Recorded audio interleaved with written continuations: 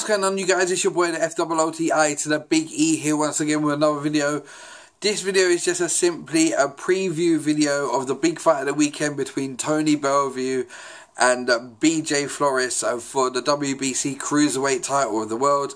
I'm really looking forward to the show, not just for obviously Bellew versus BJ Flores, but actually I'm really looking forward to the other fight on the card between Luke Campbell and Dirty Dory Matthews for the WBC silver lightweight title as well. So let's get into this, people. So first up, I want to talk about obviously the main event.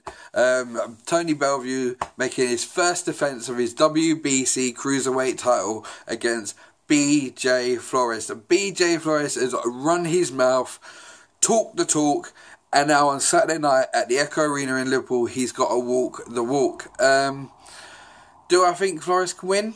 I don't see any reason why not, but if I had to pick a winner, I'm going to back Tony Bellew on this one.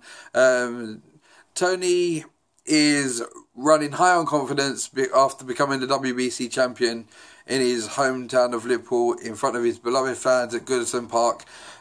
He got put on his backside heavily in the first round and came back in the third to stop his opponent and to win the vacant WBC title. I think this alone will take Tony through on this fight. People seem to think that, and especially BJ Flores thinks this, that Tony Bellew is a soft touch in the cruiserweight division. It's not that case. Tony looks massive at the weight. We all know as an amateur he boxed at super heavyweight. So it's not an unknown territory for him. He's going to come in on the night. He's going to be massive, you know. And I think he struggled for years down at light heavyweight, sorry.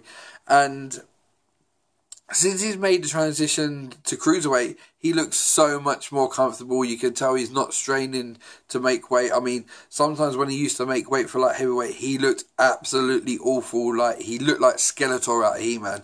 He doesn't look like that anymore. He looks comfortable. He's happy. You can tell he's happy at the weight. And I don't know what BJ's got that can actually stop Tony in this fight. Don't get me wrong, BJ's got a lovely jab. He's got a good right hand, and he's got a sneaky left hook. But apart from that, when the going gets tough, can BJ get going? And I don't think he can. I think Tony is going to come out there, and listening to him so far in interviews, he's going to come out there and he's going to bomb away, and he's going to live up to his bomber nickname, and he's going to want to get him out there early. He wants to make a statement. He wants to shut BJ up. But I do also think that Tony can be put over, and don't be surprised if Tony is put over in this fight as well. BJ's definitely got the power to put Tony over. You know, we've seen Tony go down for people like Over McKenzie. Adonis Stevenson blew him away. I know Adonis Stevenson is a different animal, freakish power. But Tony can go down. Tony can get hit and he can go down. But as Tony says to you, I carry power.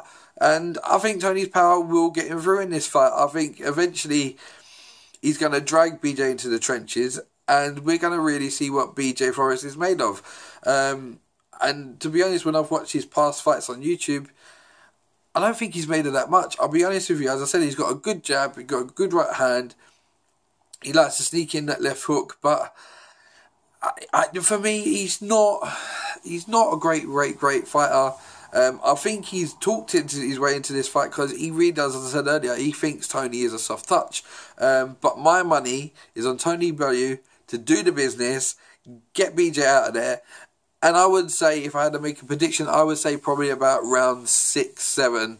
I don't see it being an early one. I think he'll wear him down half the time. I think BJ will come with a lot of confidence in the early rounds, but Tony would just wear him down over 6 rounds and then get him out of there, to be honest. And Tony will still be the WBC champion at the end of the night. I want to move on to the next one, which is Luke Campbell, Dory Matthews. I'm really looking forward to this. This match could be the match of the night out of the two. I think this is a crossroads fight. Matthews knows he has to win. He has no avenues to go after this fight. But the thing with Matthews is we know who can pull out. So with Tommy Coyle was all over him. Matthews was way behind on the cards when Dory Matthews pulled out that massive hook that put Tommy Coyle over and out in Hull a couple of years ago. So Dory Matthews does have the power. It's just, what has Luke Campbell learned from his fight against Mendes when he lost his undefeated record back in, was it December now? What has he learned from that? I think Luke is a classy fighter. He is a classy fighter. Can I see Luke going to world level? I don't know. It's unfortunate for Luke because Luke's had so many problems outside the ring with his dad being ill with cancer. And I know what that's like personally myself because I've had that. My dad had cancer and passed away with cancer. And it is a hard thing to kind of cope with and be professional with things going on around. So it is a hard thing, and I can understand why Luke has been so stop-start, and it is a hard thing to go through, and it must be a nightmare even more for a boxer who is in a job where your life is on the line every time you step in that ring, you know. So I can understand that, and I just don't know if Luke can be a world champion. I'm not saying he's not a classy boxer. Everyone knows he is. He wouldn't be Olympic gold medalist if he wasn't. I do think Luke will be too much for Matthews. I think Luke will win the fight. I can't see Luke knocking Matthews out. If Luke's going to win, Luke's going to win on points. Matthews, I don't think will outbox Luke. I don't think he'll win on points. Matthews' only chance of winning this is by knockout. But I am really, really looking forward to this fight. Luke Campbell knows he can't win. He can't lose this fight either. That's another thing. Luke can't lose this fight because for him it's a crossroads fight. He can't afford another blemish on his record at this stage of his career if he wants to go places and win this world title that he's chasing. You know, he can't afford that now. So these two are at a crossroads, and this is what's making this fight really, really appealing for me as a boxing fan. I think it's really going to be a great night in Liverpool on Sky Sports on Saturday night. You got Rocky Fielding out again. You got a British title fight as well. If I'm not mistaken, Tony Belview's #1 contender, mandatory contender, he's also fighting on the card. Who's supposed to be a big, massive banger. So it'd be good to see what he's got to bring to the table when him and Tony fight. So yeah, I'm looking for a great night of boxing on Saturday night on Sky Sports, and I just wanted to give you guys this quick preview of my thoughts on the fight. I honestly do think that BJ, when the going gets tough, he will get going and he will get out there. I think Tony will get him to him around about 6 or 7, as I said, and get him out there. Luke Campbell to shine. I think he'll put on a dazzling performance. I really do. I don't know if he's going to knock out Matthews, but Matthews, for what I'm telling you, his only chance is to knock out Luke Campbell, because I don't think Matthews has got it in him to outbox Luke Campbell. So yeah, it should be a great card. I hope you guys really enjoy it. I'm really looking forward to it. So yeah, be a good night of boxing. This was your boy FOOTI to the big E.